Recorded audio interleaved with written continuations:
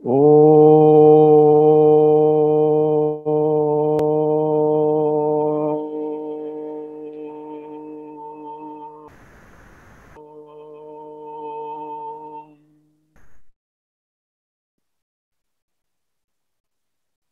हे परमेश्वर, आप सर्वव्यापक, सर्वज्ञ, सर्वशक्तिमान तथा न्यायकारी है।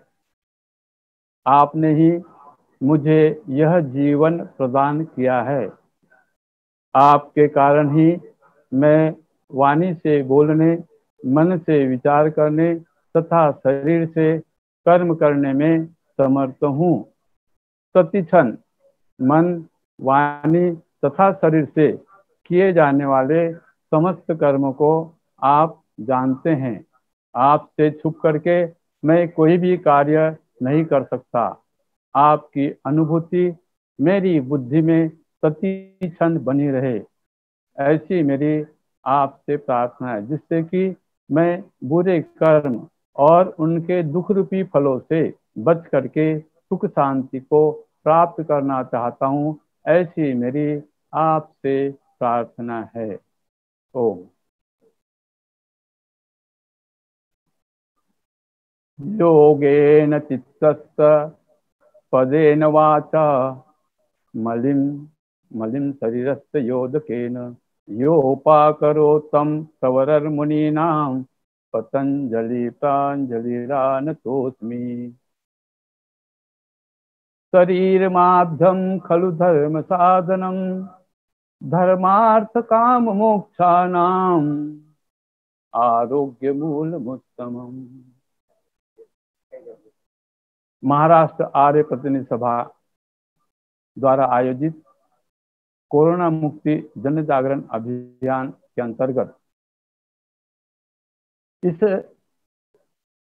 लोकोपयोगी कार्यक्रम को आपने आयोजन किया। इस आयोजन में मुझे कुछ अपना व्यक्तित्व बोलने की अनुमति दी, इसलिए मैं इस आयोजन में, इस कार्यक्रम में जो साधक लोग सहभागी हुए उनका भी, और आर्य प्रतिनिधि सभा महाराष्ट्र ने जो मुझे अवसर प्रदान किया है उनका भी मैं तहे दिल से आपका अभिनंदन करता हूं और आप सबको वंदन करता हूं। विशेष करके आज हम इसे चर्चा सत्र के माध्यम से अगर करेंगे तो अच्छा रहेगा, क्योंकि धारा प्रवाह वक्तव्य देना मेरा भी स्वभाव नहीं है। और आज का हमारा जो कार्यक्रम है वो कार्यक्रम प्रात्यक्षिक है। तो प्रात्यक्षिक यानी निसर्ग उपचार का प्रात्यक्षिक कैसा करना, हम आपको प्रात्यक्षिक भी दिखाएंगे, कुछ आयुर्वेद की बातें करेंगे और इस माध्यम से हमारा जाएगा। तो मित्रों, स्वास्थ्य के संस्कारों के नींव पर ही जीवन की इमारत एवं संसार का साम्राज्य खड़ा होता है। इससे पता चलता है कि स्वास्थ्य कितना जरूरी है। अभी कोरोना के माध्यम से आप सबको पता चल रहा है कि स्वास्थ्य को छोड़कर जितने भी धन संपत्ति हमारे पास, यानी भौतिक पदार्थ जितने भी है हमारे पास उपलब्ध, उन भौतिक पदार्थ से हम कितने सुरक्षित है, कितने सुखी है, ये हमें अनुभूति, यानी कोरोना ने हमें अनुभूति दे रखी है। इससे पता चलता है कि ऋषियों ने कहा है, पहला सुख निरोगी काया, शरीर माध्यम खलु धर्म साधनम, धर्मार्थ काम मोक्षाणाम आरोग्य मूलभूतम। ये सारी की सारी जो हमें दिशा निर्देश दिया गया था, और इस दिशा निर्देश की हम आधुनिक युग में 21वीं सदी में जीने वाले लोगों ने इसकी अवहेलना की। आधुनिक औषधि शास्त्र ने इसे निगलन कर दिया। इसके परिणाम है ये सब। तो मित्रों, हमें ये सोचना पड़ेगा, आज एक चिंतन का विषय है। इसे खाली सुन करके छोड़ने से काम नहीं जमेगा, इसे व्यवहार में लाना पड़ेगा, और इस व्यवहार में लाए बगैर काम चलेगा। सर्वे भवन्तु सुखिना सर्वे संतु निरामया, ये सब यानी सारे संतों ने, सभी धर्मों ने बोला है। अब वो सब धर्म स्थान भी सब यानी बंद करके पड़े हैं, वो किसी का सहयोग भी नहीं कर पा रहे। इसके परिणाम क्या है? महर्षि पतंजलि ने एक ही वाक्य में, ऋषि मुनि की बात थी, अपनी सारी चर्चा या वक्तव्य था वो एक वाक्य में बोलते थे, हम वैदिक धर्म होने के कारण और देव दयानंद के मतलब भक्त होने का, भक्त दयानंद के भक्त ने हम ईश्वर के भक्त होने के कारण हमें सोचना पड़ेगा। महर्षि दयानंद ने बोला था, संसार के सारे संगठन ये दावा पेश करते हैं कि संसार का हम उपकार कर रहे, कोई प्याऊ खोलता है, कोई अपना कुछ उपक्रम करता है, कोई खाना खिला रहा है, और इसी को मतलब लोगों ने संसार का उपकार करने की बात कही है। मगर देव दयानंद क्या कहते हैं? देव दयानंद कहते हैं संसार का उपकार करना अर्थात अर्थात क्या होता है? तो शारीरिक, आत्मिक और सामाजिक उन्नति करना। सामाजिक उन्नति में तभी आदमी सक्सेस होगा, समाज की सेवा करने वाले व्यक्ति को पहले शारीरिक विज्ञान मालूम होना चाहिए, क्योंकि शरीर माध्यम खलु धर्म साधन, हमारी जो कुछ भी मनोकामना इच्छा है वो सारी की सारी इच्छाएं शरीर का साधन होने के कारण इसी से पूरी होने वाले है। और जब तक हमें शरीर विज्ञान नहीं मालूम होगा तो हम मतलब ये अपनी समाज सेवा करने में अधूरे है। ये प्रयोग से भी पता चल रहा है, इतने संगठन होने के बाद में, इतने लाखों करोड़ लोग समाज की सेवा करने में लगे हुए रहने के पश्चात भी रिजल्ट क्या है? जीरो आ रहा है सब। परिणाम यही था कि शारीरिक जो ज्ञान था वो नहीं था। बाद में क्या हुआ, कुछ एक वर्ग हो गया शरीर ज्ञान, जैसे मेडिकल साइंस, आयुर्वेद और अन्य एलोपैथियां, उनका भी क्या हुआ, वो एकांगी हो गए, मगर आत्मिक ज्ञान नहीं था उन्हें। आज डॉक्टरों को आधुनिक मेडिकल साइंस को, आयुर्वेद को, होम्योपैथी को, अगर ये इन सब डॉक्टरों को अगर आत्मिक ज्ञान होता तो वो दुनिया के साथ में जो अभी महामारी चल रही है, कोरोना का जो उपद्रव, सारा समाज और पूरे पृथ्वी पर का मनुष्य समाज जो भयभीत हो चुका है, इन भयभीत हुए लोगों को मदद करने के अंदर ये कारगिर, मगर इन्होंने तो क्या किया, ये समय का मतलब दुरुपयोग कर रहे, मतलब यानी समस्याग्रस्त लोगों के आने व्यापार करने लगे। ये आत्मिक क्या था? महर्षि दयानंद जो थे, आत्मवत व्यवहार करना चाहिए। आत्मवत अगर व्यवहार हुआ होता, मेडिकल साइंस ने आत्मवत व्यवहार किया होता, तो आज यानी ये परिस्थिति जो खड़ी हुई, ये परिस्थिति खड़ी नहीं हुई होती। तो इसलिए मित्रों, शारीरिक और आत्मिक ज्ञान भी बहुत जरूरी है। और ये दोनों ज्ञान होने के बाद जब समाज सेवा करने के लिए आदमी निकलता है, तो व्यक्ति समाज सेवा मतलब ना किसी के समय के ऊपर उसके समय का लाभ उठाता है, ना परिस्थिति पर हंसता है। ये तीनों बातें थी। तो हम दयानंद के भक्त होने का, भक्त उनके अनुयायी होने के कारण, वेदों के होने के कारण हमें हमारी ड्यूटी बनती है। इसके ऊपर मैं तो मेरा जहां तक है कि आर्य प्रतिनिधि सभा, जो महाराष्ट्र आर्य प्रतिनिधि सभा ने जो उपक्रम दिया है, डॉक्टर नयन कुमार जी के साथ चर्चा हुई थी। मैं काफी अन्य लोगों से परिचित नहीं हूँ ज्यादा, मगर 20 साल पहले मैं परली बैजनाथ में आया था, डॉक्टर धर्मवीर जी के साथ में उनका लेक्चर थी, तब मैंने आया था। तो मैं तो आज का विषय हमारा थोड़ा आयुर्वेद भी लेंगे, क्योंकि आयु के लिए हितकर और अहितकर वस्तुओं का विचार करना आयुर्वेद करता है। और आज की समस्या है, बहुत सी समस्या को आयुर्वेद के वजह। आयुर्वेद तो हमने क्या कहते हैं, संसार में अभी जो वर्तमान में चल रही है वो क्या हो रहा है कि सारे उपचारों की चर्चा हो रही है। हमारे शास्त्र क्या करते हैं, एक कहावत है कि जो शास्त्र सो डुनी करी तो स्वैर वर्तन, त्यास ना सुख लाभते ना सदगति। शास्त्र की बात की हमने अवहेलना की। शास्त्र कहते थे, आयुर्वेद कहता था ब्रह्म मुहूर्त में उठो, ब्रह्म ईश्वर का ध्यान करो, बाद में दिनचर्या में लगो। दिनचर्या और ऋतुचर्या की चर्चा करते थे, हमने दिनचर्या और ऋतुचर्या की हमने अवहेलना की। परिणाम ये दिख रहा है। तो मित्रों, आयुर्वेद का सूत्र हमने कारण की, हम आज थोड़ी कारण की चर्चा करें। कारण अभाव कार्य अभाव। अगर कारण की सबको शिक्षा है, एक संसार के यानी वर्ल्ड के मानव एक चिकित्सा ना, लोगों को औषधि की जरूरत नहीं, लोगों को मतलब यानी स्वास्थ्य कैसा रहेगा इसकी शिक्षा की आवश्यकता है। और वो कहता है वैद्य के ज्ञान ये मुट्ठी भर लोगों की मिराजदारी न होकर उसे सब लोगों ने आत्मवत बांट देना चाहिए। इसलिए इस ज्ञान की जब तक कारण का इलाज नहीं होगा तब तक यानी क्या होगा कि हम रोग मुक्त होंगे। तो यह जो उपकरण यानी महाराष्ट्र आर्य प्रतिनिधि सभा ने है, तो ये उपकरण आज हम प्रशिक्षण का, हमारा ये आज का हम प्रशिक्षण का यानी समझते हैं। और प्रशिक्षण के लिए हम थोड़ी कारणों की चर्चा करेंगे। आयुर्वेद कहता है रोग होने के पीछे आदमी का है प्रज्ञा अपराध भी कहता है। फिर क्या कहता है, रोग होने का एक कारण है कफपित्त वात का कुपित हो जाना या असंतुलन हो जाना रोग का कारण होता है।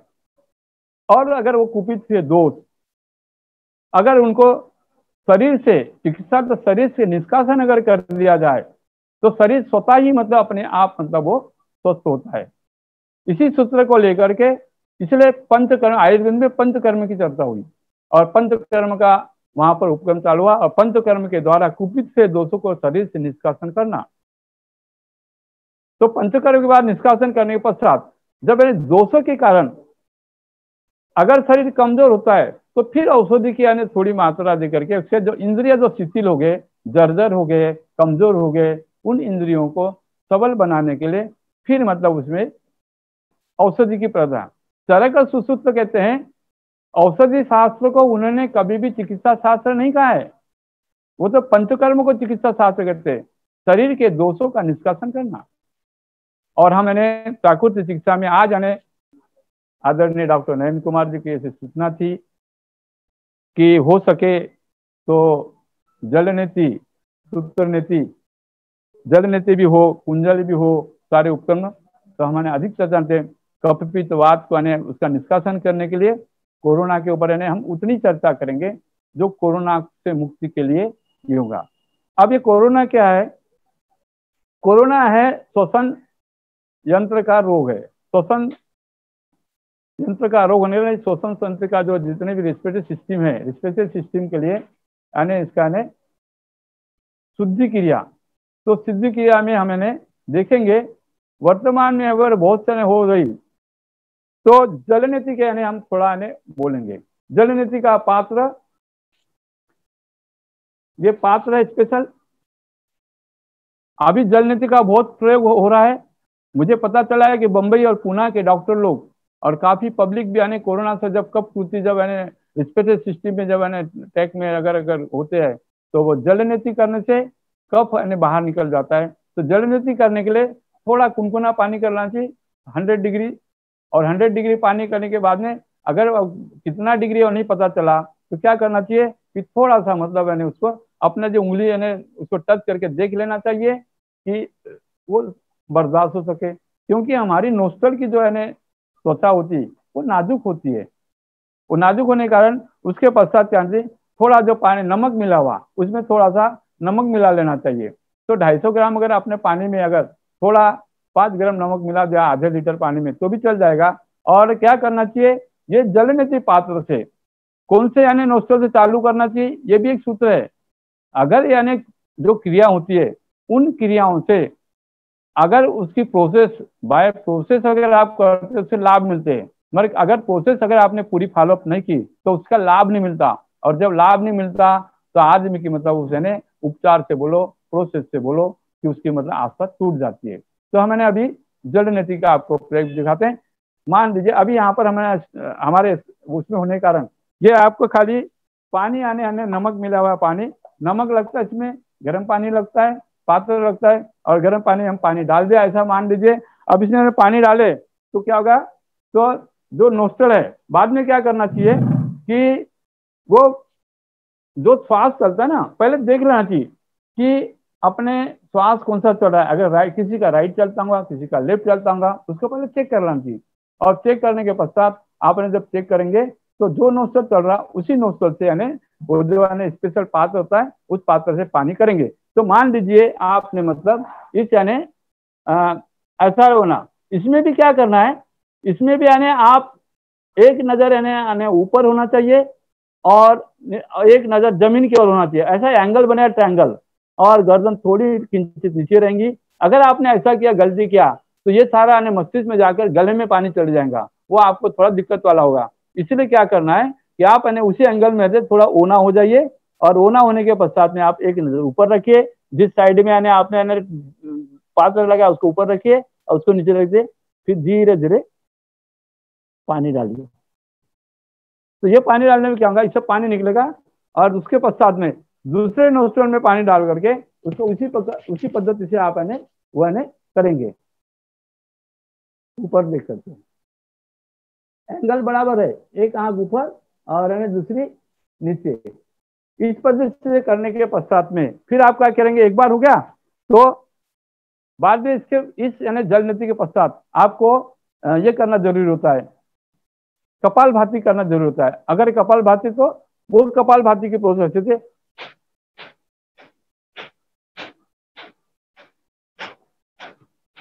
ऐसा। इससे कहता है जो मस्तिष्क में जो पानी जाता है वो पानी मतलब आपका मतलब वो पानी बाहर निकल जाता है और जो मस्तिष्क के भारी भारी पन वो नहीं आता। तो अभी संक्षिप्त में बताएंगे क्योंकि काफी प्रयोग दिखाना है, समय का पाबंदी रहेगी। जल नेत्री कुंजल में क्या करना चाहिए, कुंजल भी करने के लिए आपको मतलब थोड़ा कुनकुना पानी कर लेना चाहिए। कुनकुना पानी पी सके इतना पानी, और उस पानी में नमक डाल देना चाहिए। नमक डाल के उकटू बैठना चाहिए, और उकटू बैठ करके आप जब 3-4 गिलास पानी पी के ऊना के पहली 2 उंगलियां जीभ के बाहर डाल के ऐसा ऊना करके करेंगे, सुबह सुबह करना चाहिए खाली पेट। अगर करेंगे तो कब होता है वो भी, तो आमाशय की शुद्धि के लिए जो कुंजल क्रिया करते हैं हठ योग के अंदर में, तो कुंजल क्रिया, तो कोरोना के लिए, कोरोना मुक्ति के लिए ये 2 जो उपचार है ये बहुत इजी है, हर कोई कर सकता है इसको मतलब। तीसरी बात अब आएंगी, अब हम आएंगे कि कोरोना काल के अंदर में एक सिद्धांत है, आयुर्वेद का सिद्धांत है, सर्व रोगानाम कुपित मला जो बोलते हैं, तो कुपित हुए मलों को निकालना है। और सर्व रोगानाम मंदाग्नि भी कहा गया है। तो मंदाग्नि क्यों होती है अभी तक लोगों को नहीं, बहुत सीधा है। बहुत से लोग मंदाग्नि होने के कारण क्या होता है, हमारे शरीर की जो अग्नि होती नहीं और उसी का आम पैदा होता है। और मंदाग्नि होने के लिए क्या करना चाहिए, तो बहुत लोगों के ऐसे पानी पीने का साधा नियम है, उषा पान करना चाहिए। उषा पान के सुबह उठ करके वो कर दिया, उषा पान कर दिया, जल नेति कर लिया, कुंजल कर लिया, ये 2 क्रिया करना चाहिए। तो पानी कोई अभी सब अधिकतर 90% लोगों की क्या आदत है कि नाश्ता करते समय पानी पी लिया, भोजन में पानी पी लिया, भोजन के पश्चात तुरंत पानी पिया, कुछ लोग भोजन करते थे। तो क्या करना है, पानी पीने का एक नियम है, अपन जो भोजन करते हैं उसके पौन घंटा पहले, 45 मिनट पहले और 45 मिनट बाद, ये 1 घंटे से 1.5 घंटे बाद पानी। अगर खाली इस नियम को आपने पालन किया तो जो मंदाग्नि कारण है, सर्व रोगानाम मंदाग्नि, ये आपका कारण हट जाएगा। जब कारण हट जाएंगे तो आप खाया पिया भोजन जो आम बनता है वो नहीं बनेगा, आप स्वस्थ हो जाएंगे। दूसरी बात, भोजन में आप भोजन में मतलब अचार खटाई जो खाते हैं, तो भोजन में अचार और खटाई का नहीं है काम, आते मनाएंगी खुशियां तमाम। तो इसलिए भोजन में अचार और खटाई खाने की आदत होगी उसको भी दूर है। 2 नियम का आप पालन कर लेंगे तो भी मतलब हो गया, तो आप इस पद्धति से वो करेंगे। वैसा तो मतलब अभी विवाद चल रहा है कि भाई हम तो शाकाहारी है और मांसाहारी है, मांसाहारी वो होते हैं और शाकाहारी, तो शाकाहारी भी क्यों बीमार पड़ते हैं इसका भी चिंतन करना चाहिए। क्योंकि जितने लोग शाकाहारी लोगों को होते हैं, जो शाकाहारी लोगों के जितने लोग होते हैं, तो मांसाहारी लोगों को भी उतने लोग हुए। तो मांसाहारी और शाकाहारी इसका क्या है, गीताकार ने गीता, भगवान श्री कृष्ण ने गीता के अंदर में कॉज ऑफ डिसीज इसको बताया है। वो 17वें अध्याय के 8, 9 और 10 श्लोक में वो बात करते हैं कि जो शाकाहारी लोग बीमार कैसे पड़ते, क्यों पड़ रहे, इसके गीताकारों का ध्यान देना चाहिए था। अगर इसकी भी बात अगर लोग मान देते थे, इसके ऊपर रिसर्च करते था, तो बोलते हैं खारे रुक्ष कडू तीख अम्ल अत्युष्ण दाहक दुख शोक आहार रोग वर्धक राजत रसहीन निवालेले चिड़े दुंग युक्त जे आणी निषिद्ध आहार तामस प्रिय भोजन। इसमें सब आगे हम तो संपन्नशाली मिडिल क्लास के लोग हैं, संपन्न, यही तो करे ना, खारे रुक्ष कडू तीख अम्ल अत्युष्ण दाहक। अगर ऐसा जो आहार लेगा तो वो बोलते हैं रोग दुखद रोग शोक दुखद आहार राजस, राजस हो जाएगा। रसहीन निवाले ले, रसीन का मतलब ब्रेड और बिस्किट, हमारे सुबह की शुरुआत तो चाय और ब्रेड और बिस्किट होती है, तो बताइए कहाँ से स्वास्थ्य मिलेगा। तो हम कारणों की अवहेलना कर दिए और औषध उपचार के पीछे जा रहे हैं। तो ये थोड़ी सी हमने चर्चा की। अब हम देखेंगे कि पोट बिगड़ने की आरोग्य बिगड़ते, मराठी मध्ये अशी म्हण आहे, पोट बिघडले काय होते, तो पोट जर बिघडलं काय करायचं, तो पोट जर बिघडला तर मातीची पट्टी आती है। तो हम मट्टी की पट्टी, अब मट्टी की पट्टी हम दिखाएंगे। मिट्टी को क्या करना चाहिए, 2 फीट नीचे नीचे की मिट्टी को ला करके आप मिट्टी ला लीजिए, उसे सुखा लीजिए, और सुखाने के पश्चात आप क्या करेंगे कि देखिए पेट के ऊपर, अब ये पेट के ऊपर मिट्टी की पट्टी रख रहे हैं हम प्रोसेस आ रहा है अभी आपका प्रोसेस है। ये मिट्टी की पट्टी बना दी गई है, मिट्टी को मतलब 10 घंटा पहले भिगो देना चाहिए एक कुंडी के अंदर में, और वो जब भाकर बनाते हैं ऐसे जब बन जाएंगे ऐसे कपड़े के ऊपर उसको पट्टी पट्टी दिखने के बाद में भाकर के आने पड़ते हैं। अब इसको रखेंगे पेट के ऊपर, नाभि प्रदेश के ऊपर रखना चाहिए मिट्टी की पट्टी, ऐसे मिट्टी की पट्टी, वैसे आंखों पे भी रख सकते हैं, ठीक है।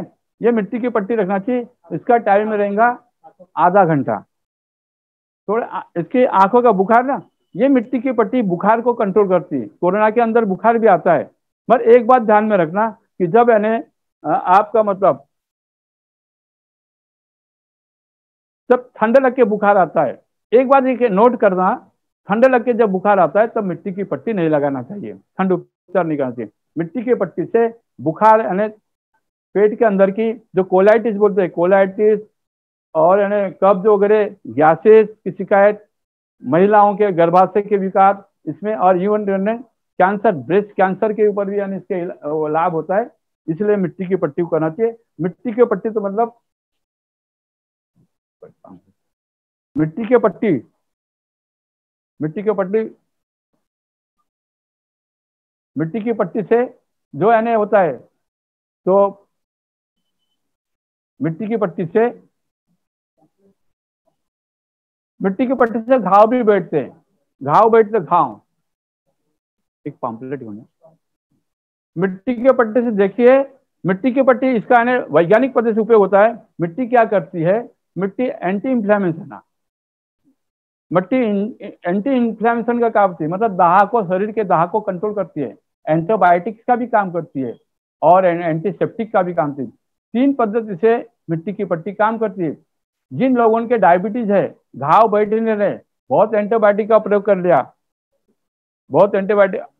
एंटीबायोटिक का प्रयोग कर लिया तो भी मतलब घाव नहीं बैठ रहे, तो ऐसे घाव भी, अगर घाव की जगह पतला जो कपड़ा होता है, पतला कपड़े में आप मतलब मिट्टी को लपेट दीजिए और घाव की जगह बांधिए। पाइल्स के वक्त इसको मिट्टी पट्टी को आप रेक्टम के ऊपर भी लगा सकते, पेट पर भी, रेक्टम पर लगा, ब्रेस्ट कैंसर के ऊपर जहाँ कैंसर की गांठ होती है उस गांठ पर भी रखना। और जो पांव दर्द है, हमने बहुत प्रयोग किए इसके ऊपर में। देखिए ये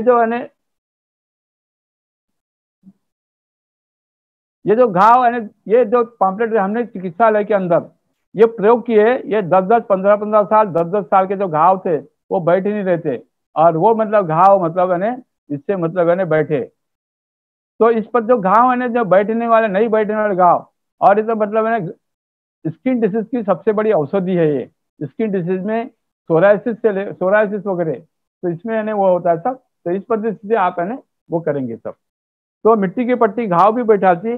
अब कोई डॉक्टर कहेगा कि मिट्टी लगाने से तो मतलब हाइजीन होता है, तो जिसने मिट्टी पट्टी से घाव बैठाला नहीं है वो बोलता है कि मिट्टी पट्टी से घाव ऐसा होता है, ऐसी बात नहीं। तो ये मिट्टी से उपयोग होते हैं। इसके बाद करना चाहिए, जैसे मिट्टी पट्टी हो गई तो कब्ज या रोगों की जड़ नहीं है, तो लोग दुनिया के अंदर में चूर्ण बहुत बिकाया आजकल,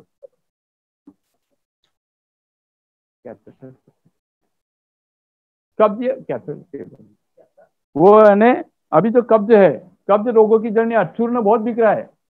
चूर्ण खा करके, चूर्ण के अंदर में क्या होता है कि चूर्ण के अंदर में वो होती है अपने नमक होता है, और नमक खा खा के अतड़ियों का जितना भी रस है वो निकाल देती है, और उससे पहले पहले के शुरू में तो वो वो होता है सब, पर बाद में वो अतड़ियाँ की पेरिस्टिकल मूवमेंट है, वो मूवमेंट कमजोर हो जाती है, और कमजोर होने के कारण से होता है। तो एक विशेष प्रकार का, मेरा जहां तक अभी है, खाली मिट्टी की पट्टी, एनीमा और फुटबाथ, 3 भी अगर उपचार आपने सीख लिए तो आपका घर बिल्कुल स्वस्थ और मस्त और आनंदित रहेगा। आपके घर में वैद्य की कोई आवश्यकता नहीं पड़ेगी, क्योंकि प्राकृतिक चिकित्सा उस जीवन पद्धति का नाम है जो डॉक्टर और वैद्यों की गुलामी से हमेशा के लिए मुक्ति कर देती है। मगर इसके कब होगा, इसके लिए आपको मतलब ये मिट्टी की पट्टी, एनीमा, सबके घर में एक विशेष प्रकार का एनीमा पार्ट मिलता है, ये सर्जिकल की दुकान में मिलता है, ये आपको मतलब आपके घर में आने सबको रखना चाहिए। इसकी विधि मैं बताता हूँ। इसकी विधि, ये एनिमा पार्ट स्पेशल एक एनिमा पार्ट होता है, और एनिमा पार्ट होने के पश्चात में इसमें एक रबर की कैथेटर, इसमें रबर की कैथेटर होती है। ये कैथेटर इधर लगा लेना चाहिए, और एक कैथेटर इसमें पानी डालना चाहिए, कुनकुना पानी। पहले साल में जो कब्ज होते हैं कुनकुना पानी डालना चाहिए। कुनकुना पानी 1 लीटर तक आता है, पेशेंट की होती है उसके तक हो सकता है। और उस पद्धति से बाद में लिटा करके पेशेंट को मतलब क्या करना चाहिए कि लेफ्ट साइड से एक करोड़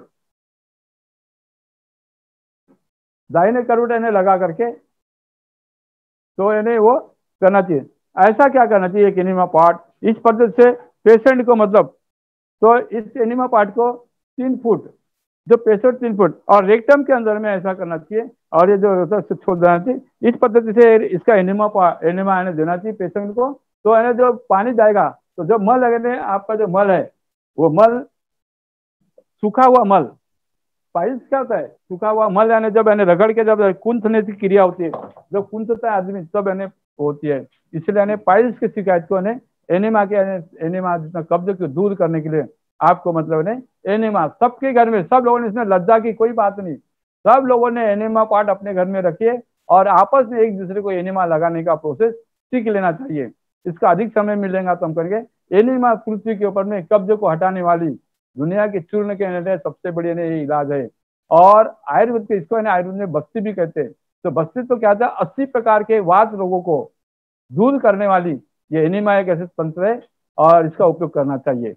तो इसमें मतलब क्या होता है, सामान्य तौर पर कुनकुने पानी में नींबू निचोड़ देना चाहिए और उसका बस्ती लगाना चाहिए। और उसके बाद में अगर सामान्य नहीं हुए, अगर अल्सर है या कुछ है तो शहद का उपयोग करते हैं। और शरीर के अंदर में आपको अगर चर्म रोग है, किसी प्रकार चर्म रोग है, अगर वो जख्म वगैरह है, तो उस समय में आप मतलब वो करना चाहिए, कड़ी नीम की पत्ती है उसका अर्क निकालना चाहिए या उसको उबाल लेना चाहिए और उस पानी का एनिमा कीजिए। अब क्या गए, अब हमारा कुंजल हो गया, जल नीति हो गई, कुंजल हो गया, और हमने मिट्टी पट्टी भी कर ली और एनिमा भी हो गया। अब हम करेंगे जो सबको मतलब पसीना निकालने वाला, बुखार में मलेरिया का बुखार, दमा का अटैक, सर्दी, जुकाम, इसके ऊपर अनिद्रा और पाइल्स के ऊपर रामबाण ऐसा ऊपर घरगुती इलाज है, ये सब ये घर में कर सकते हैं। आइए हम देखेंगे। अब हम इसको फुट बाथ करते हैं, तो फुट बाथ के ऊपर हम इसका प्रयोग करेंगे। फुटबाथ के लिए हाँ, ये उपचार के लिए क्या करना चाहिए कि फुटबाथ के लिए जो पहले पानी, कुनकुने पानी को रख लेना चाहिए। कुनकुने पानी से आप कुनकुने पानी होने के पश्चात में गीला करने का झाला पानी, ये फुटबाथ देने के सूचना देखिए। फुटबाथ देने के लिए एक पहले सर को गीला करना चाहिए और गीला नैपकिन रखना चाहिए। हाँ, गीला नैपकिन रखना चाहिए सीधा। और आचार्य जी फुटबाथ आवाज देने के थोड़ा बाद, वाढू शकतो का, थोड़ा सा हाँ जी, आवाज हाँ, थोड़ा बढ़ाइए प्लीज। अच्छा आवाज बढ़ा दिए, हाँ आवाज बढ़ा दो, ठीक है। अब आ रहा है हाँ जी ठीक है आवाज, आवाज फुल है, मैं थोड़ा दूर हूं। तो अभी आ रहा है जी आचार्य जी, थोड़ा अगर कुछ त्रुटि हो तो बोल दीजिए। जी। ठीक, तो अभी फुटबाथ है। फुटबाथ क्या सबने सीख लेना चाहिए। फुटबाथ में तो गर्म पानी करना चाहिए, कुनकुने पानी, और कुनकुने पानी में क्या करना चाहिए, आधी बाल्टी पानी को रख दो और पिंडली तक पानी आने रहेगा। हाँ, पिंडली तक पानी रहेगा, और पिंडली तक पानी आने के पश्चात में फिर क्या करना चाहिए, एक ब्लैंकेट लेना चाहिए घर में, और वो ब्लैंकेट से कवर कर देना चाहिए।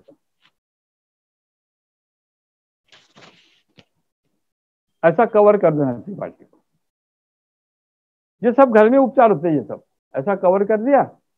देखिए ऐसा, ये बाल्टी ले लिया, बाल्टी में आधा बाल्टी पानी डाल दिया, कुनकुना पानी डाल दिया, और एक बार पाँव रखने के पश्चात में आप इसको थोड़ा पाँव ऊपर उठा, पाँव को हिलाना चाहिए। बाद में क्या करना है, बीच बीच में आप इसमें पानी बढ़ाना चाहिए। ऐसा इस पद्धति से पानी बढ़ाएंगे। पानी इसको पानी पीना, मैंने बता दिया कि पानी भी पीना पड़ता है, पानी जरूर पी लेना है। हाँ, काट दिया है।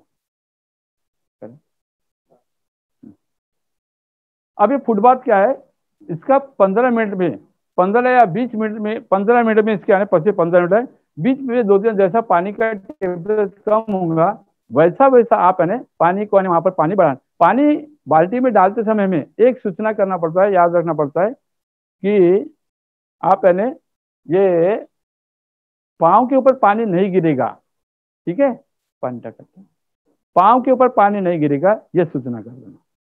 अब क्या होगा, 15 या 20 मिनट में अंदर 15 मिनट में हमें पसीना आ जाएगा। यह पसीना इसका ने जो ये श्वसन यंत्र का रोग होने के कारण जो लंग्स के ऊपर और हार्ट के ऊपर जो प्रेशर आता है, वो प्रेशर को क्या करता है, ये ब्लड को पूरा नीचे की ओर खींच लेता है। इसके वेरिकोज वेन्स उसमें होता है, पाइल्स के ऊपर, रेक्टम के ऊपर इसका दबाव होता है, उस दबाव को भी यानी इसमें होता है, और इस पर पसीना आ जाता है। और पसीना आने के पश्चात इसका टाइम है 15 से 20 मिनट में। मिट्टी पट्टी का मैंने आपको बताया था, आधे घंटे तक मिट्टी की पट्टी लेते हैं। तो इस पद्धति से ये फुटबाथ सबके घर में सब लोग सीख ले। मलेरिया का बुखार अगर आ गया, मलेरिया के बुखार में यानी एकदम कमर तोड़, एक एनिमा दे दिया गर्म पानी का, और गर्म पानी का एनिमा देने के पश्चात में अगर आपने फुटबाथ दे दिया तो फुटबाथ से मलेरिया की कमर टूट जाती है। मलेरिया कहते हैं कि एंटीबायोटिक की दवाई लिए बगैर मलेरिया जानता, मेरा दावा है कि यानी मलेरिया के लिए एंटीबायोटिक की आवश्यकता नहीं है। हम इसकी चर्चा बाद में करेंगे, मगर फुटबाथ अगर किसी को समझ में आता है प्रश्न उत्तर के काल में हम उसकी चर्चा करेंगे। ये फुटबाथ ये बाद में यानी तो इसका टाइम रहेगा 20 मिनट में, इसका पसीना आ जाएगा। पसीना आने के पश्चात में, पसीना आने के पश्चात में क्या होता है, इसको पोंछ एक ठंडे पानी में, ये जब फुटबाथ हो जाएगा 20 मिनट, पसीना आ गया तो पाँव को निकाल करके ठंडे पानी में डाल देना। 2 मिनट पाँव निकाल दिया, फिर ठंडे पानी में, हाँ, मोटी बाल्टी, ठीक है, इसी में, हाँ, पानी को बदला और ठंडे पानी में इसको, ठंडे पानी में डाल 2 मिनट के लिए डालना, बस निकालो, बस निकालो, ठीक। फिर यानी गीला कपड़े से ना पोंछ लेना, बदन को पोंछना, कपड़े का गीले कपड़े से मतलब यानी इसको पोंछ लेना, इससे पसीना आ जाता है और नोस्टल वगैरह रेस्पिरेटरी सिस्टम वगैरह सब खुल जाता है, और पसीना आने से सारे बदन में जो है दबाव या होता है, पेन किलर भी, इस पेन बॉडी का पेन वगैरह सब निकल जाता है। इस पद्धति से अगर खाली सब जनता ने अगर इसको सीख लिया, ये 4 उपचार को, कुंजल रोज सुबह उठ करके यानी 2 उंगली, अगर पानी नहीं भी पीते होंगे आप तो 2 उंगली डाल करके अगर जीभ के आने का और खकाने नहीं ना तो भी रिस्पिरेटरी जलनेती को भी सीख ले। किसी अगर आपके पास में चिकित्सालय, आपके पास चिकित्सालय भी है तो चिकित्सालय में जा करके इसको मतलब आप यानी सीख सकते हैं। फुटबाथ भी यानी करना चाहिए, फुटबाथ में सब कोई कर सकते हैं। ठंड लगे बुखार ना आम बात होगी सब। इस पद्धति से कोरोना के ऊपर, ये कोरोना के प्राकृतिक चिकित्सा में अच्छा कारगर उपचार है। अब यानी छाती की लपेट रह गई। इसके बाद क्या करना, अगर इन्फेक्शन हो जाता है तो एक छाती की लपेट है। छाती की लपेट के लिए क्या करना पड़ता है, ऐसे दो यानी ये यानी ऐसे रोल है, ये यानी 10 इंची चौड़ी और 2 मीटर लंबी कॉटन की खादी की यानी पट्टी होती है, ठीक है, खादी की पट्टी। ये ऐसे दो यानी वापर लेना और इसको वापर करके जब यानी घर तो पड़ता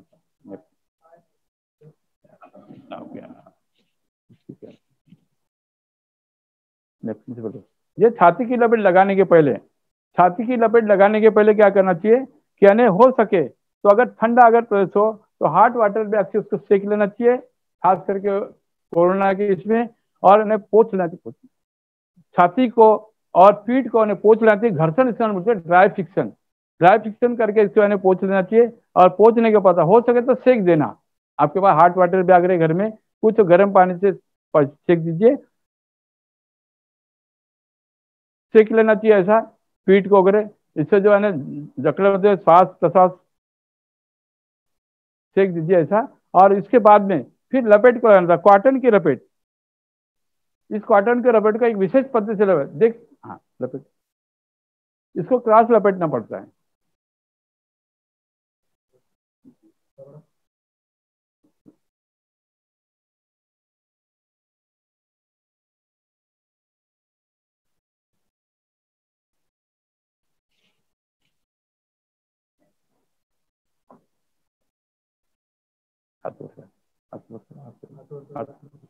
इस पद्धति से आप यानी ये लपेट लगाने में थोड़ा सहायता लेना पड़ता है।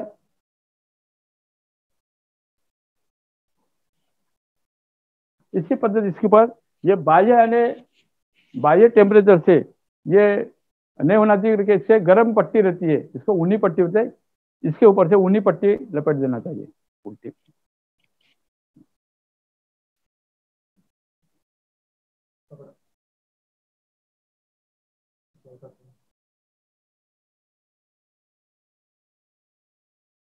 ये लपेट भी सब लोग सीखती है।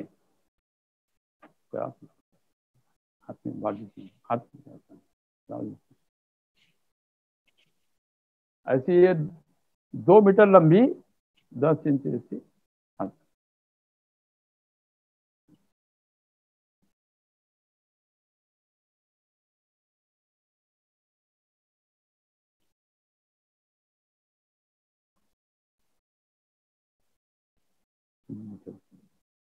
इस पद्धति से या सेफ्टी पिन भी लगा सकते हैं आपने।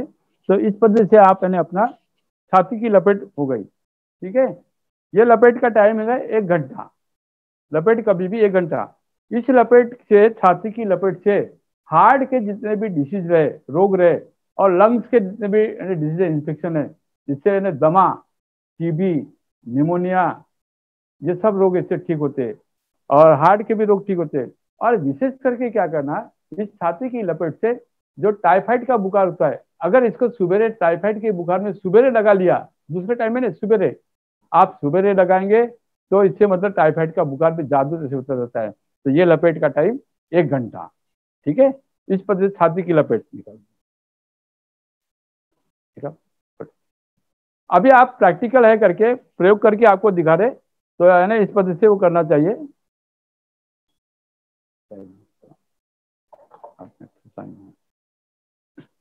तो इसके लाभ वगैरह, ये छाती जैसा निमोनिया, दमा का वो सब, इसको निकालने के बाद फिर से आने ये कहने गीले तौलिए से मतलब इसको वो पोंछ लेना चाहिए।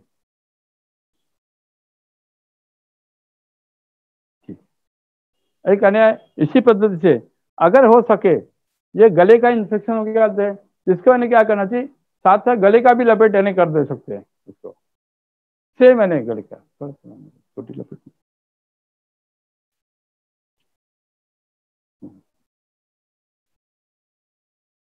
ये टॉन्सिल, थायराइड वगैरह गले का, इसके लिए गले की छोटी लपेट, ऐसा छोटा लपेट, ये गुड़। और ये लपेट क्या करता है, ये लपेट छाती की लपेट लगाना, छाती की लगा लो, एक से दूसरे व्यक्ति को वो करना चाहिए। इसको पेट को भी लपेट सकते हैं।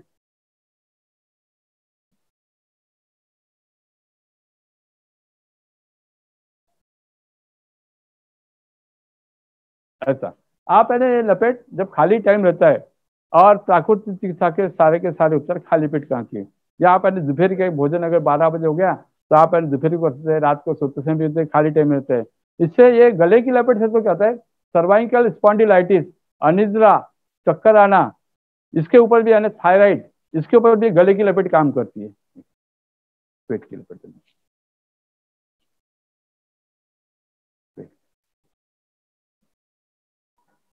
कोरोना के ऊपर तो, और है सुना जी, अब है जो कोरोना के ऊपर जो है ये था, प्राकृतिक चिकित्सा कोरोना के ऊपर था। अब बात आती है कि थोड़ी चर्चा हम आहार के ऊपर करेंगे। कहते हैं विद्वानों ने यानी ऋषियों ने कहा है शरीर क्या है, तो शरीर अन्न की बदली हुई शक्ल है, और अन्न की बदली शक्ल है आहार। आयुर्वेद कहता है आहार ही औषधि है। तो आहार का रोल बहुत जरूरी हो जाता है। तो कोरोना अगर हो जाए तो आयुर्वेदिक उपचार क्या है, क्योंकि लोगों को ये जो उपचार है, उपचार की श्रृंखला, उपचार ने बताने में तो बहुत दिक्कत जाएगी। तो हम थोड़ी सी आहार की चर्चा नहीं करते हैं कि आहार में अगर कोरोना हो गया तो काढ़ा, आहार का काढ़ा, तो इसमें क्या है, उष्ण तो पित्त प्रकृति और कफ प्रकृति होती है। तो उसमें प्रकृति उनके लिए उन्होंने क्या करना है, ज्येष्ठमध, जीरा, दालचीनी, धने, तुलसी और अजवाइन या ओवा, ठीक है, अपन ओवा म्हणतो, और गुड़, इनको 4 गुना पानी डाल करके, मान लो आपने अगर आपने 4 कप पानी डाल दिया, मात्रा थोड़ी थोड़ी ले ली, सब मात्रा में लेना चाहिए, इसको उबाल करके जब यानी आधा रह जाए या पाव रह जाए, तब उस पानी को थोड़ा कुनकुना रहेगा, तब इस पानी को ये जो जल बनेगा, ये काढ़ा बनेगा, इस काढ़े को पीना चाहिए। दूसरा, अगर जिनकी ठंड प्रकृति, बहुत बड़ा कफ हो रहे, तो कफ के लिए उन्हें क्या करना है, सुंठ, तुलसी, मुलेठी, गोवा, अजवाइन और मिरे, जो मिरे बोलते हैं ना, काली मिर्च, और गुड़, इसका मतलब क्या करना चाहिए, इसका काढ़ा बना करके पीना चाहिए, जो आप इस काढ़े को सुबह, दोपहर को और शाम को यानी पी सकते हैं। तो ये यानी ठंड, याद रखिए, बहुत से काढ़े का लाभ होता करके लोगों ने अभी क्या किया, इस चीज काढ़े पीना बहुत चालू किए, परिणाम क्या निकला, आंतों के अंदर में गर्मी हो गई और उष्णता होने में सूखी खांसी आना चालू हो गई।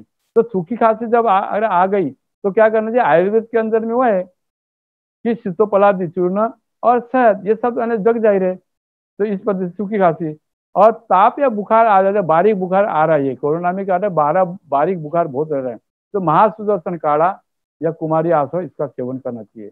कोरोना के कारण अगर आपको कमजोरी आ जाती है, कमजोरी आती है बुखार का, तो अश्वगंधा इसका उपयोग करना चाहिए।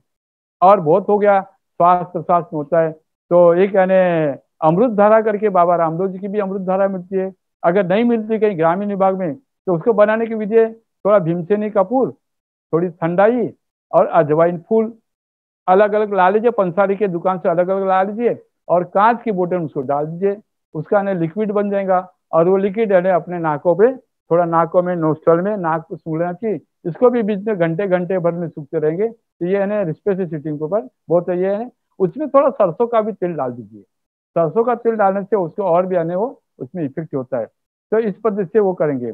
पर कभी कभी क्या हो गया, पोटली भी, अब ये नहीं होता है, तो पोटली बनेगा, लवंग है, वोवा है, भीमसेनी कपूर है, इसकी पोटली बना करके आप यानी अपने सिराने से भी रख सकते हैं, और गले में देखना बहुत जगह ने, खासकर बंगाल और यूपी बिहार के लोगों ने गले में गांठ गांठ पाड़ के माला पहनने की आदत थी, हमको लगता था अंधश्रद्धा है, कोई अंधश्रद्धा नहीं थी, कुछ जड़ी बूटी ऐसी रहती है, वो जड़ी बूटी आपको मतलब यानी वो जड़ी बूटी का वो होता है, तो ये लवंग, वोवा, भीमसेनी कपूर, इसको कपड़े में यानी हिंदी में बोलते हैं ना अपने, इसके गार्ड बना करके उसको गले में टांग देने से उसकी जो खुशबू आती है, उसके से वायरस वगैरह भी नहीं आते, और उसके अंदर रेस्पिरेटरी सिस्टम होती है। अगर आप नहीं, गले में बांधने में awkward लगता है आपको, तो आप अपने अपने सिराने से भी रख सकते जब लेटेंगे तब। छोटे बच्चों को अगर यानी हो जाए, छोटे बच्चे को श्वास की शिकायत हो जाए, तो क्या करना, लवंग और लहसुन, जो माला बनाते हैं ना अपना मराठी में, उधर पंढरपुर में माला जो होती है, तो माला माला बनते क्या करता है, दूर दूर एका दूर दूरच्या वेळेला एक लवंग बांधायचं, थोडी जागा ठेवायची आणि लसण बांधायचं, याला जर झोपडी गड्यात टाकलं तरी म्हणजे या होईल।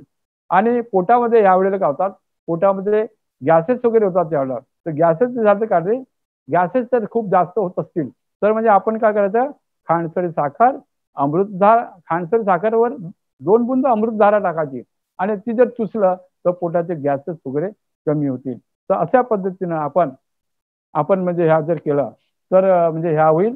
आणि दुसरा म्हणजे काय की अजून डाएटच्या बद्दल काय, जो आहारामधून आपण आहारामधून साधा काय करायचं, सकाळच्या वेळेला कार्बोहायड्रेटचे डाएट कमी करायचं, आणि निसर्ग उपचाराच्या प्रमाणे सकाळी 12 वाजेपर्यंत तुम्ही काय करायचं, विटामिन सी आणि ए, विटामिन सी नारळाचं पाणी, तो किती घ्यायचं त्याचं प्रमाण आहे, नारियल के पानी में उसमें क्या कहते हैं, डीआईपी डाइट में हमारे यानी आज भारत के अंदर में डॉक्टर विश्वरूप राय चौधरी, इन्होंने काफी यानी उसका यानी प्रचार प्रसार किया है, भारत सरकार तो उनकी बात भी मानने तैयार नहीं है, तो फिर भी यानी बताओ उसको कैसा करना चाहिए, दोपहर को सारे एक दिन बहुत ज्यादा तबियत खराब है, तो आप यानी क्या करना, आपका जो वेट है उस वेट का आप उसको डिवाइडेड बाय यानी 10 कर लीजिए, तो क्या उदाहरण आपका 70 किलो वजन अगर वजन है, तो डिवाइड तो 7 आ जाएगा, तो आप क्या करना, 7 दिन भर में 7 यानी गिलास आप नारियल का पानी पीजिए, और 7 गिलास मौसम्बी का या संतरे का जूस पीजिए। इस पद्धति से आप करेंगे। दूसरे दिन क्या करना, आप दूसरे दिन के लिए आपने आपका वजन डिवाइडेड बाई 20, आपने जब बढ़ेंगे तो आप कहने उस वजन से जो आ जाएगा तो उसके वजन से हिसाब से आपने वो कम हो जाएगा। तीसरे दिन क्या करना, तीसरे दिन आप अने वजन डिवाइडेड बाय अने भागीला 30, इसके वो अगर आएगा तो फिर अने वो आ जाने बाद में तो आप क्या करना, तीसरे दिन आधे दिन यानी वो करना, और आधे दिन के बाद में जो भोजन करोगे तो वो भोजन मतलब यानी आप जो है सलाद है, सलाद वगैरह वो करना, और यानी विटामिन ए और सी के लिए जो खट्टे फल है, बट खांसी वगैरह वो तो खट्टे फलों को मत लीजिए। खट्टे फलों में थोड़ा आधा पानी डाल देना चाहिए, तो आधे पानी डालने से खट्टे फल, इसमें खट्टे फल शरीर के अंदर जाने के बाद भी वो दूसरा यानी क्षार धर्मी, तो अम्ल धर्मी है और क्षार धर्मी है, ये यानी वो होता है। सुबह आप इससे दिनचर्या करेंगे कि सुबह उठते बराबर आप यानी हल्दी और घी, हल्दी घी और गुड़ इसको मिला करके आपने, या तो हल्दी और घी भी आने आपने ले लिया तो सुबह उठ करके आप हल्दी और घी का यानी उसका पान कर लीजिए। उसके बाद में ये यानी पेय ले लीजिए। पेय लेना, अगर काढ़ा लेना है, अगर किसी को चाय पीनी, इसमें चाय नहीं पीना, कि फॉर्मेल्डिहाइड नाम का जो केमिकल होता है वो केमिकल बहुत हार्मफुल होता है, इसलिए शक्कर और चाय पत्ती को नहीं वापरते हैं। गौती चाह जो है ग्रीन टी बोलते हैं, गौती चाह को अपने गुड़, काली मिर्च, तुलसी, अदरक, इनको सबको यानी लौंग, इनको सबको वो पका करके जब काढ़ा बन जाए, इस काढ़े को चाय की जगह उस काढ़े को पीना चाहिए। और जब हो जाए तो फिर दोपहर को यानी भोजन में उबाली हुई सब्जियां और कार्बोहाइड्रेट कम करना चाहिए। पेट में जलन होता है, जौ, जौ होती ना, जौ है, ज्वारी है, बाजरी है, ये गेहूं की जगह उसका उपयोग आप कीजिए। क्योंकि मेरा यानी यहाँ मेरे मित्र है एक रवि महाजन जी है, क्योंकि उन्होंने काफी, उनके पास में आयुर्वेद के अच्छे, और उनके पास में काफी पेशेंट गए, उन्होंने इस यानी जो फार्मूला अभी मैंने जो चर्चा की उससे काफी पेशेंट उनके ठीक किए। और इस पद्धति से आप अगर आहार और आचार और विचार को अगर आप बनाए रखेंगे तो आप यानी होगा। आखिरी में अब टाइम की तो बहुत पाबंदी है, तो आखिर में एक उनका कि प्राकृतिक चिकित्सा का सिद्धांत है कि रोग कुछ नहीं था, रोग यानी आसमान से नहीं गिरते, रोग बाहर से नहीं आते, और रोग यानी आते हैं स्वयंपाक घर से, और स्वयंपाक घर महिलाओं के हाथ में है। तो स्वयंपाक घर में विनोबाजी तो क्या होता है, शिक्षित महिला वही है जो महिला ने अपने खाना बनाने के किचन रूम के अंदर में धने, जीरे, राई, जीरा, हल्दी, नमक, मिर्ची, प्याज, इस सारी की सारी इसका वैज्ञानिक पद्धति से उसकी प्रॉपर्टी मालूमात होना चाहिए कि घर के लोगों की कौन सी तबियत खराब है, हमें कौन सा आहार बनाना चाहिए। तो जो महिला ये जानती होंगी उसको शिक्षित महिला वो कहते थे। तो इस पद्धति से आप आहार विहार करेंगे तो मैं चाहता हूँ। और परिवार का स्वास्थ्य, अंत में कहूंगा, परिवार का स्वास्थ्य महिलाओं के हाथ, यही यानी गोद पाकेगा। और महिला अगर इस जागृत हो जाएगी, बोलते ना, जिच्या हाथी पाळण्याची दोरी ती जगाचा उद्धार करी। अगर आप महिलाएं स्वास्थ्य के बारे में जागरूक हो जाए तो यानी जरूर, मतलब क्योंकि स्वयंपाकघर रोग, प्राकृतिक चिकित्सा कहना स्वयंपाकघर उससे आते हैं, स्वयंपाकघर से आते रोग, अब रोग स्वयंपाकघर से आते, स्वयंपाकघर महिला के हाथ में, तो इसलिए आप मैंने वो यानी कीजिए। तो मैं कहता हूँ आज यानी अच्छे स्वास्थ्य के लिए, अच्छे स्वास्थ्य के लिए आप यानी अपने विचारों को बदलना जरूरी है, और अपने विचार को जब तक बदलेंगे नहीं तब यानी होगा। तो मैं चाहता हूँ आचार्य जी का, वो तो 50 और 51 तक बोलते हैं, और 7 बज गया, तो अधिक दिन के लिए दैनंदिन जीवन में आखिरी में संदेश रहेगा, दैनंदिन जीवन में योगाभ्यास को प्राथमिकता दो, नहीं तो तुम्हारा जीवन चंदन के वन को कोयला बनाकर नष्ट बनाने के समान रहेगा। अच्छे स्वास्थ्य के लिए अपने विचार को बदलिए। आपने मुझे जो कुछ बातें रखने का मौका दिया है, इसलिए मैं आपका बहुत बहुत आभारी, आप सबका अभिनंदन और आप सबको वंदन करते हुए अपने वाणी को विराम देता हूँ। अभी चर्चा के लिए कभी ऐसा मौका मिलेगा तो हम अधिक चर्चा करेंगे। डॉक्टर नयन कुमार जी ने मुझे मौका दिया, उनकी सूचना के अनुसार मैंने अधिक समय ले लिया, प्रयोग बहुत थे, इस प्रयोग के लिए काफी समय लगता है, फिर भी मैंने किया। तो इतना बोल के अपनी वाणी को विराम देता हूँ। ओम, धन्यवाद। डॉक्टर साहब बहुत बहुत धन्यवाद, आपने कम शब्दों में बहुत जानकारी उत्तम और सरलता से आपने प्रात्यक्षिक दिखाया, आपका बहुत बहुत धन्यवाद। मैं चाहता हूं कि अब आप हम में से किसी के यदि प्रश्न हो तो डॉक्टर साहब से पूछ सकते हैं।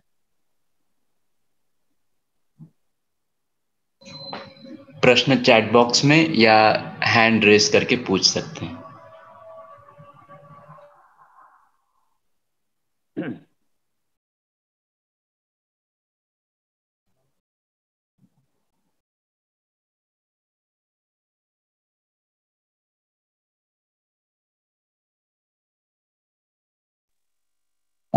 नरेंद्र जी का प्रश्न है। नरेंद्र जी, आपके सामने अनम्यूट का एक ऑप्शन आया होगा, खुद को अनम्यूट कीजिए और फिर आप प्रश्न पूछ पाएंगे। हेलो, हाँ सर जी। ये निमोनिया में जो हम चादर लपेट कर सकते हैं क्या? चादर लपेट? हाँ, चादर लपेट कर सकते हैं, मगर चादर लपेट जाए छाती की लपेट है ना। हाँ, छाती की लपेट तो करते हैं अभी, तो आपने पता है। नहीं, हाँ, वो तो एक चादर लपेट क्या है, चादर लपेट दिक्कत क्या होता है, चादर लपेट निमोनिया में क्या होता है, ठंड प्रकृति होती है ना, तो ठंड लगने का होता है, इसलिए ठंड हाँ लगने से उन्हें कंट्रोल होता है। इसे चादर की लपेट न करते हुए वो चादर लपेट खाली हाँ जो छोटे बच्चों को या है जो है स्किन डिसीज के लोग होते हैं ना, उनके लिए काम था। निमोनिया में मत हाँ, कीजिए, निमोनिया में छाती की लपेट अच्छी होती है। छाती की अगर लपेट बच्चों अच्छी को रहेगी। निमोनिया, देखो बच्चों को अगर निमोनिया है तो बच्चों को निमोनिया के लिए क्या कीजिए, आप पालक का कच्चा रस 1 चम्मच निकालिए, उसमें शहद मिला दिए, हाँ, सुबह दोपहर को शाम को चटाइए, निमोनिया हमका से जाता रहे। और कुछ अगर ज्यादा होगा तो बंगला पान होता है ना, खाने का पान, हो खाने के पान के हाँ 5 हाँ। बूंद अगर चटा दिए तो वो भी मतलब निमोनिया के लिए बहुत काम करता है। अगला प्रश्न है रेखा पाटिल जी से। कृपया आप स्वयं को अनम्यूट कीजिए और अपना प्रश्न पूछिए।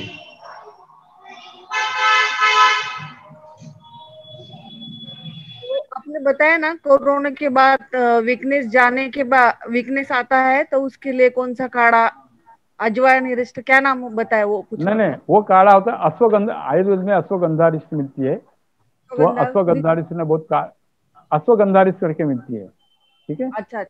वैसा आप धीरे धीरे आपका पाचन तंत्र ठीक हो जाए तो वो निकल जाते। धैर्य रखना चाहिए थोड़ा सा, क्योंकि कमजोरी जाने के लिए थोड़ा कुछ टाइम का, जैसे जैसा आपका इनपुट बढ़ेगा, डाइजेशन सिस्टम होगा, वैसा वैसा होगा, मगर अश्वगंधा लेने से आपको उसका लाभ मिलेगा। अच्छा, धन्यवाद सर। अगला प्रश्न अवधेश मिश्रा जी से है। ओहो ये मेरे ऑल इंडिया नेचर केयर जी फेडरेशन के जी, जनरल सेक्रेटरी है। मैं ये जानना चाहूंगा कि अगर 1 घंटे से ज्यादा चेस्ट पैक आपने लगाया है, बताया है, तो अगर ज्यादा लग जाएगा तो उसके क्या परिणाम हो सकते हैं? अगर लंबा ज्यादा समय लंबा 1.5 घंटे तक भी लगा सकते हैं, 1.5 घंटे तक भी लगा सकते हैं, 1 घंटे से 1.5 घंटे लगा, उससे कोई अच्छा परिणाम निकलेगा। और भी अगर चेस्ट पैक लगाने पर अगर उसको नींद आ गई तो क्या उसको जगा देना पड़ेगा? नहीं जगाना चाहिए, बड़ी अच्छी बात है। लिटर अगर रात को अगर उसने स्टेज पे लगाया सो गया तो सोने दीजिए, कोई आवश्यकता नहीं उसकी जगाने की। अच्छी बात है। Okay, thank you. धन्यवाद साहब। अगला प्रश्न नयन कुमार आचार्य जी से है। जी, बहुत बहुत धन्यवाद है। पहले तो मैं आपका बहुत आभार व्यक्त करता हूं कि आज आपने अपने चिकित्सालय में, अपने इंस्टीट्यूट में सारे प्रैक्टिकल के द्वारा आपने यहाँ सबको हमें ये बताने का प्रयास किया है। इसलिए सभा के माध्यम से मैं आपको बहुत बहुत बधाई देता हूँ, अभिनंदन करता हूँ। अपने प्राकृतिक चिकित्सा में जुलाब जिसे कहते हैं उसका महत्व क्या है? जैसे कि एरंड का तेल लेना कहते हैं। हाँ जी। और दूसरा, हाँ, और दूसरी बात है कि ऐसे लोग बहुत सारे कहते हैं कि बार बार एनिमा लेना, बार बार वमन करना और बार बार जुलाब लेना एरंड का, ये शरीर के लिए घातक होता है, ऐसा भी लोग बोलते हैं बहुत सारे। तो आपका क्या कहना है? हाँ, यानी कोई भी चीज का अतिरिक्त नहीं करना चाहिए, ठीक है। अतिरिक्त करने से तो वो अतिरिक्त, मगर इन्हें बार बार लेने की आवश्यकता है। मनुष्य के पास इतना टाइम भी नहीं है।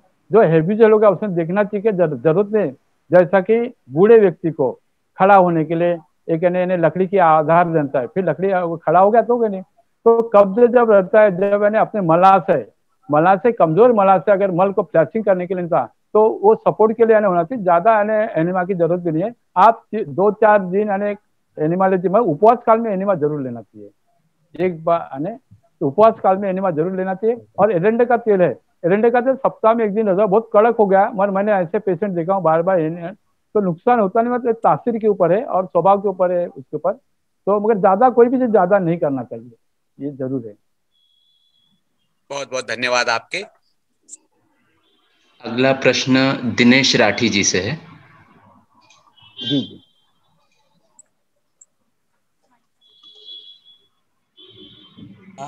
नमस्ते सर। नमस्ते जी। ये जो छाती की लपेट है, इसमें जो सूती कपड़ा है उसको गीला करना और कितना करना चाहिए गीला? हाँ, उसको पूरा गीला कर देना चाहिए, पूरा गीला करके अच्छे से निचोड़ देना चाहिए। ठीक है, अच्छा, गीला करके अच्छे से निचोड़ दो, उसमें कुछ भी पानी नहीं रहना चाहिए। ठीक है ना? और 1 से अब 1.5 फिर घंटा अगर लगा के रखें। हाँ हाँ, अधिक भी टाइम कोई हरकत नहीं, मगर जब बहुत ठंड लगे, जैसे जाड़ा लगे जैसा लगता है ना, तो तब उसको थोड़ा कुनकुने पानी में गर्म करके भी छाती की लपेट लगा सकते हैं। ठीक है, या उसी के लिए हम बोलते हैं सेक लेना चाहिए गर्म पानी से पहले, यानी उसको भाप से या उससे गर्म पानी से सेक लेना चाहिए। अच्छा जी, और बहुत अच्छा सेशन रहा, इसके लिए आपको बहुत बहुत धन्यवाद। अगला प्रश्न रामचंद्र शास्त्री जी से है, लंदन से। जी नमस्ते डॉक्टर साहब, आपने बहुत नमस्ते जी, सुंदर नमस्ते। सरल शब्दों में बहुत अच्छी तरह से आपने अपने विचार रखे। मेरा प्रश्न है कि आयुर्वेद में जैसे अभी भारत में अलग अलग प्रदेशों में अलग अलग वातावरण है, और मैं लंदन में रहता हूँ, और लंदन में अधिकतर जो मौसम है वो ठंडा रहता है, और यहाँ जब भी धूप निकलती है तो लोगों को बहुत ज्यादा छींके आती है और सिर दर्द होता है। तो जैसे अभी आप वर्णन कर रहे थे शीतोपलादि चूर्ण या गले में जैसे खराश बहुत ज्यादा होती है, तो उसके लिए जो भारत में हम लेते हैं वही दवाइयां यहाँ पर ले, या लगभग यहाँ पर 80% लोगों को छींके और सिर दर्द होता है, थोड़ी सी भी धूप निकलती है, और टेम्परेचर अधिक तक 20 और 22 के बीच में चला जाए तो बहुत ज्यादा हालत बिगड़ जाती है लोगों की। थोड़ा सा प्रकाश डालिए इस पर।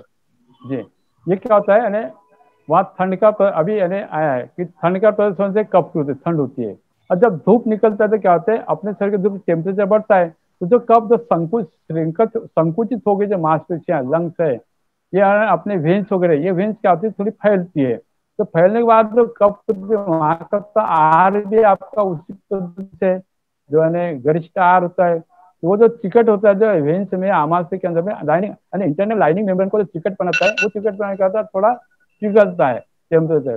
भारत में भी देखिए ना, आपका ना ठंडे प्रदेश में भी उधर में भी वही यानी चला, और यहाँ आने क्या होता है कि मार्च महीने के अंदर में जो ठंडी के दिन में कफ से कुपित होते दोस्त, वो टेम्परेचर से फैलते हैं, और उसी को कोरोना ने बोल के नया फंडा चालू हो गया। इसलिए क्या है, दोनों प्रदेशों में उपचार वही होगा, इसलिए यानी इसको आपको मतलब नहीं, उसको छींक आते हैं तो आप जल लेती है ना, क्योंकि आपके अंदर देखो रोगों का एक ही कारण है, शरीर के अंदर में अगर दोषों का संचय है तो जरूर यानी प्रकृति क्या करती है, उसको मौका मिलने से बाहर फेंकती है, तो छींके आ जाना चाहिए, छींके जल नहीं करनी चाहिए, छींके जितने वायु प्रकोप होगा मस्तिष्क के अंदर में छींके निकल जाएगी, और ये धूप तो अच्छा है, तो इस पद्धति से कोई यानी दोनों का एक ही ट्रीटमेंट देगा। ठीक है जी, धन्यवाद। आपकी इंडिविजुअल प्रकृति। जी जी, धन्यवाद।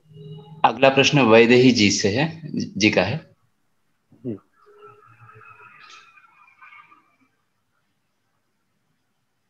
आराध्या जी, आप कृपया अनम्यूट कर लीजिए, आपको प्रश्न पूछना था।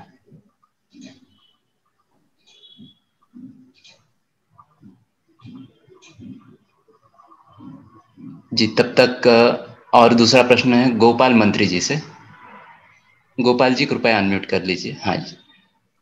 हाँ जी, डॉक्टर साहब मुझे एक प्रश्न पूछना है। मुझे पिछले कई दिनों से प्याज और लहसुन की बहुत तीव्र स्मेल आ रही है। तो ये किस वजह से हो रहा है, कुछ बताएंगे? दूसरा से बोलना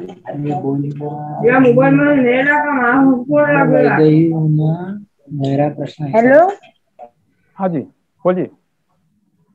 उनकी तरफ से कोई और बोलता होगा तो प्रश्न पूछ लीजिए।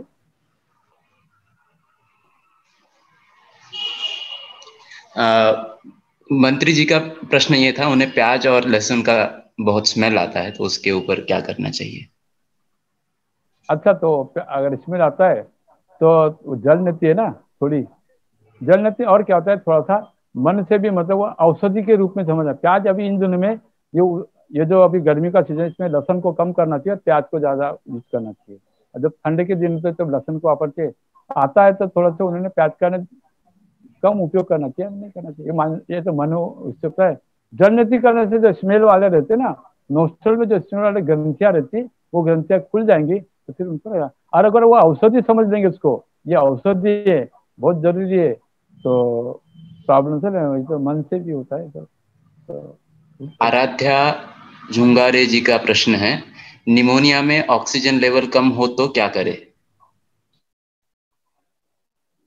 हाँ जी, ऑक्सीजन लेवल कम जैसा अभी होता है निमोनिया में ने सेक देना छाती को, और उसको ने गर्म पानी का पीसी वगैरह, वो बैग होती है ना, हॉट वाटर बैग, उससे सेक लेना चाहिए। और निमोनिया में गर्म पानी स्नान है, इसको गर्म पानी स्नान से जो ऑक्सीजन से जो कॉम्प्रेस होता है, बढ़ता है, जो दबाव बढ़ता है, वो एकदम नीचे खींचने से होता है।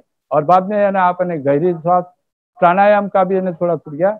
आप ऑक्सीजन लेवल कम करने के लिए आप जो अनुलोम विलोम व्यायाम करते हैं, तो आप आंख बंद करके ओम भूर्भुवः स्वः श्वास लेना चाहिए पूरा का, भर्गो देवस्य धीमहि रेचक, फिर पूरा का करना चाहिए, धियो यो नः प्रचोदयात्।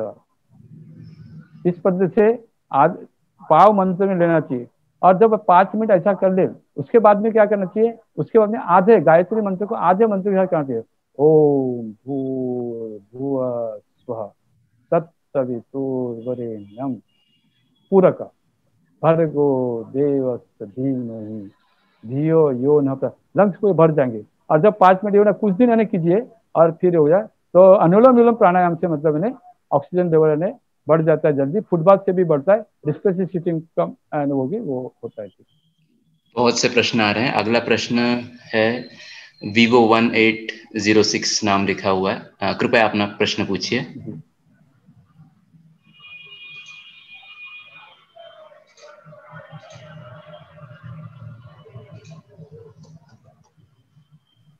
ठीक है, तब तक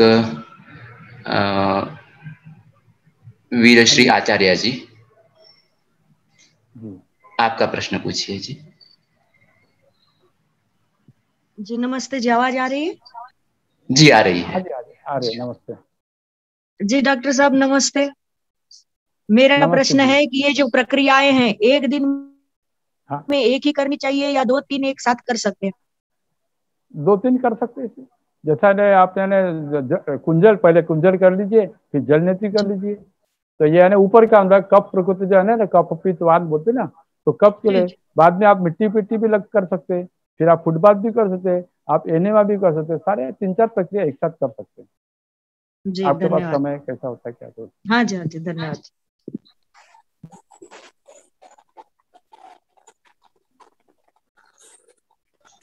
आखिरी प्रश्न लेंगे, यादव भांगे जी का प्रश्न है। हाँ नमस्ते नमस्ते नमस्ते।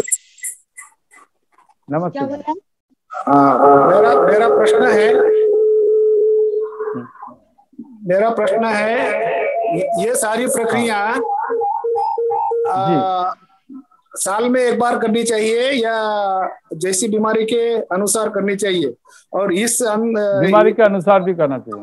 आहार का नियोजन कैसा करें?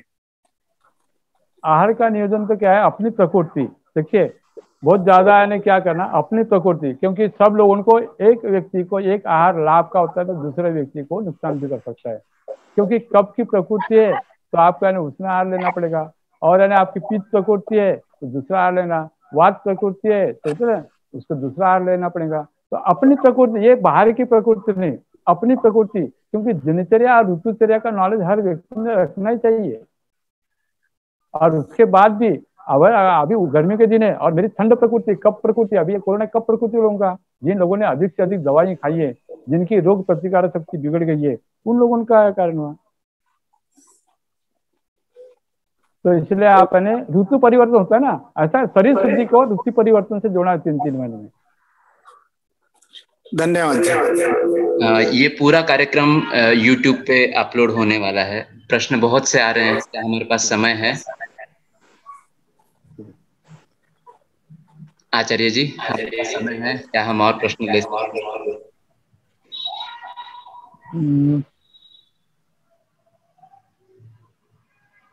और क्या डॉक्टर साहब आपके पास भी समय है? हाँ, हमारे पास समय है जी, हमारे पास काफी समय है। हाँ जी, श्रोतागण बहुत सारे हैं, लेकिन 5 मिनट तक अपना पूरा कीजिए। 7:15 बजे को समाप्त करेंगे हम। जी जी अब एक 5-7 मिनट ले सकते हैं। जी। दयानंद जी का प्रश्न था पुणे से। जी जी अनम्यूट कीजिए। हाँ, आप पूछिए। हाँ डॉक्टर साहेब नमस्ते। खूप छान आपण माहिती दिलात, संपूर्ण महाराष्ट्र ऐकतो आहे आणि हे लिंक आम्ही सगळीकडे पाठवली आहे।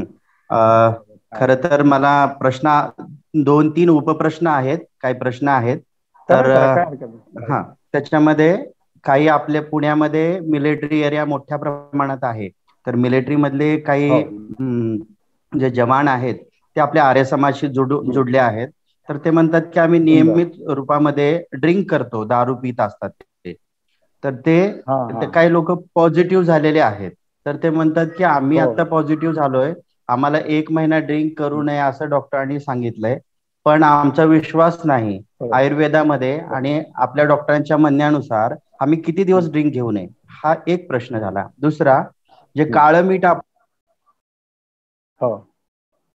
चिंतामीठ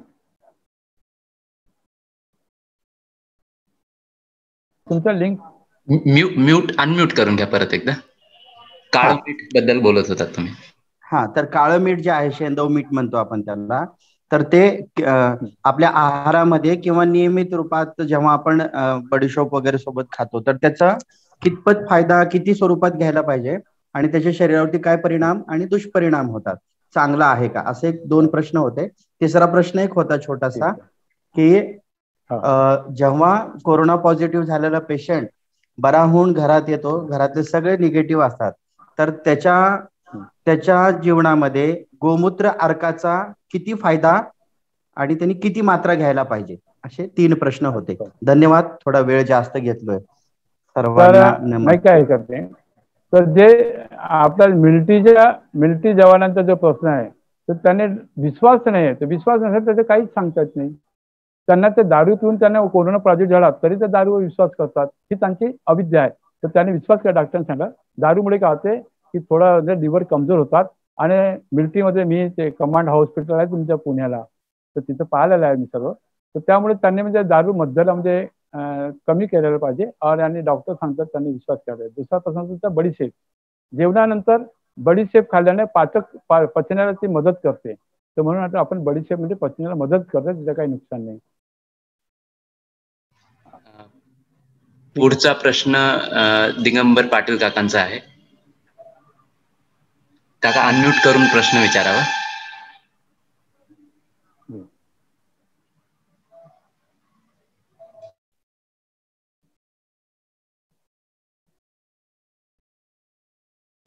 हा काका, प्रश्न विचारावा।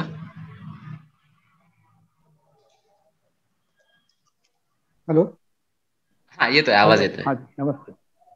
सर, माझं ओटी पोट गच्च राहतंय आणि ढेकर येतात सकाळी सकाळी।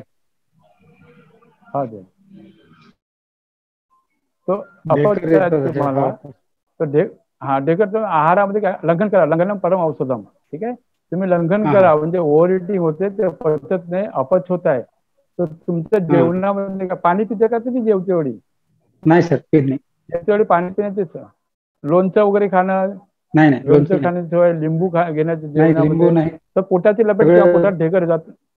जेवणाच्या वेळ वगैरे तुम्ही दुपारी 12 वाजेपर्यंत जेवणामध्ये फळं वगैरे घ्या, ठीक आहे। ढेकर येणे म्हणजे काय, अपच होणे, अपच म्हणतात त्याला। आमाशयामध्ये कुजण्याची क्रिया होते, आणि ती कुजण्याची क्रिया झाल्यामुळे ते अपच ढेकर येतात ते, तर त्याला ढेकर येणार, तुम्ही जर लंघन केलं तर लघु होऊन जाईल, म्हणजे अग्निमंद आहे तुमची, खाल्लेलं अन्न पचत नाही, तर त्यामुळे सडण्याची क्रिया होते, आणि सडण्याची क्रिया झाली होते, लंघनम परम औषधम आहे, तुम्ही लंघन करा त्याला, तर होऊन जाईल।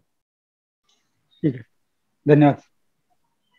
हा व्हिडिओ YouTube वरती महाराष्ट्र प्रतिनिधी सभेच्या चॅनलवर उपलब्ध असणार आहे. सर्वांनी त्याचा लाभ घ्यावा. आपण एवढेच आज प्रश्न घेऊ आणि आता समारोप. आचार्यजी मला एक सूचना द्यायची होती, देऊ शकतो? जी हेलो, हाँ जी दे सकते हैं जी। एक सूचना देता हूँ मैं, हाँ सावधान करना चाहता हूँ। देखिए आधुनिक मेडिकल साइंस का जो है हमें दुष्ट औषधीच्या प्राकृतिक चिकित्सा योग का ये औषधि के दुष्ट चक्र से बचाओ। अभी जो मॉडर्न मेडिकल साइंस का जो हमने जो गैस का जो है ना ये संतरा लग रही सब हॉस्पिटल में, इसके पीछे बढ़ रहा है। मगर उनका क्या है, WHO का कहना ये है, दर्द भी मिटता रहे, रहता रहे बीमार भी, मर्ज भी कायम रहे और जिंदा रहे बीमार भी। ये उनका ने एजेंडा है।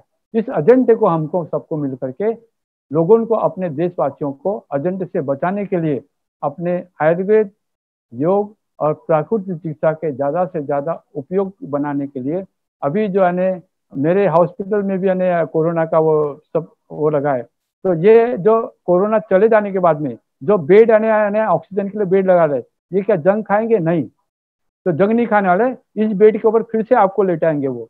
इसलिए जनता को क्या करना है, सर्दी जुकाम से होती चलते रहेगा तो सावधान करना है और योग और प्राकृतिक चिकित्सा का, आयुर्वेद का जन उपयोगी कार्यक्रम आप अधिक से अधिक करते रहेंगे तो लोग सावधान हो जाएंगे। क्योंकि अविद्या रोगों की जननी है। लोगों को अभी क्या हो गया, भूक लगी तो अन्न, प्यास लगी तो तहान आणि आरोग्य बिघडलं तर म्हणजे का आपल्याला औषधी पाहिजे, तो औषधी खाऊन कोण थकले। इसलिए मेरे आपसे सबसे निवेदन है कि आप इसकी और ज्यादा ध्यान देंगे। धन्यवाद।